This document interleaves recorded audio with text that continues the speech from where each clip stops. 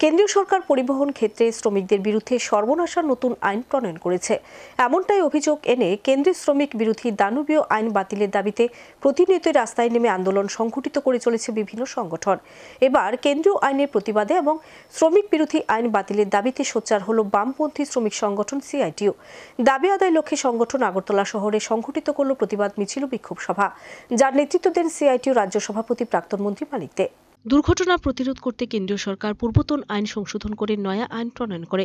নতুন এই আইনে উল্লেখ রয়েছে যে এখন থেকে যান দুর্ঘটনা ঘটলে গাড়ি চালককে মোটা অঙ্কের অর্থে জরিমানা ও জেল হাজত বাস করতে হবে। এই আইনে উল্লেখ রয়েছে 10 বছর জেল ও 7 লক্ষ টাকা জরিমানা অনাদায় আরও জেল। কেন্দ্রের এই নয়া আইনের বিষয়টি জনসম্মুখে উঠে আসতে প্রতিবাদে সরব বিভিন্ন শ্রমিক সংগঠন থেকে শুরু করে পরিবহন শ্রমিকরা। অবিলম্বে নতুন আইন বাতিলের দাবিতে গোটা দেশ জুড়ে চলছে লাগাতার আন্দোলন কর্মসূচি। ব্যতিক্রম নয় রাজ্যেও। গত কয়েকদিন ধরে আগরতলা সহ গোটা রাজ্য জুড়ে রাস্তায় নেমে আন্দোলনে সামিল পরিবহন শ্রমিকরা।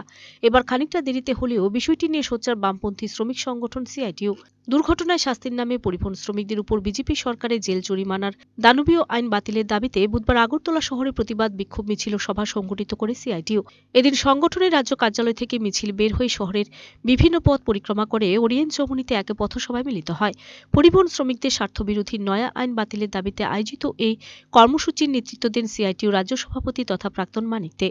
এদিনের এই কর্মসূচি প্রসঙ্গে স্মৃতি বলেন, নানা কারণে দুর্ঘটনা হয়, আর এই দুর্ঘটনায় অনাকাঙ্ক্ষিত প্রাণনাশের ঘটনাও ঘটে। কেন্দ্রীয় সরকার দুর্ঘটনা রোধ করার জন্য যে আইন প্রণয়ন করেছে তা বিপজ্জনক ও দানবীয় আইন। 10 বছর জেল ও 7 লক্ষ টাকা জরিমানা, অনাদায় আরও জেল। এই আইন কোনো অবস্থাতে মেনে নেওয়া যায় না।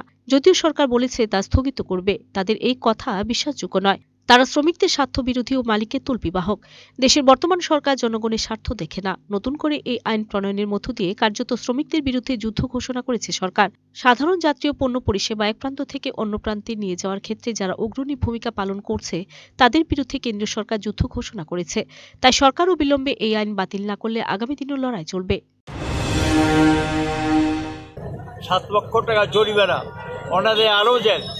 এই যে আইন, এই আইন কোনো অবস্থাতেই মেনে যাওয়া যায় না। সারা ভারতবর্ষে এটা প্রতিবাদ চলছে এবং গোটা দেশে ইতিমধ্যে বিভিন্ন জায়গাতে গাড়ি বন্ধ করে রাস্তা জাম করে প্রতিবাদ করছেন।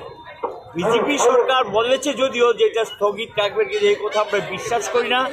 এরা অনেক কথা বললেন, কাজে তা করে না। তারা শ্রমিকদের স্বার্থের বিরোধী, মালিকের স্বার্থ রক্ষাকারী, তল্পিবাহক এবং এরা সাধারণত জনগণের স্বার্থ সংশ্লিষ্ট বিষয়গুলি দেখে না এবং শ্রমিকদের বিরুদ্ধে তারা কার্যত যুদ্ধ ঘোষণা করেছে শ্রমজীবীদের বিরুদ্ধে।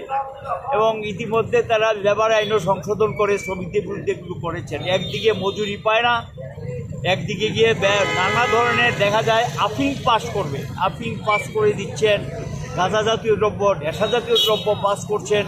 গাড়ির ভিতরে কি আছে শ্রমিকরা জানে না, অ্যারেস্ট হয়, জেলখানা যায়, ছুটে আসে এবং তার পরিবারও জানে না কোথায় আছে, কোন জেলে।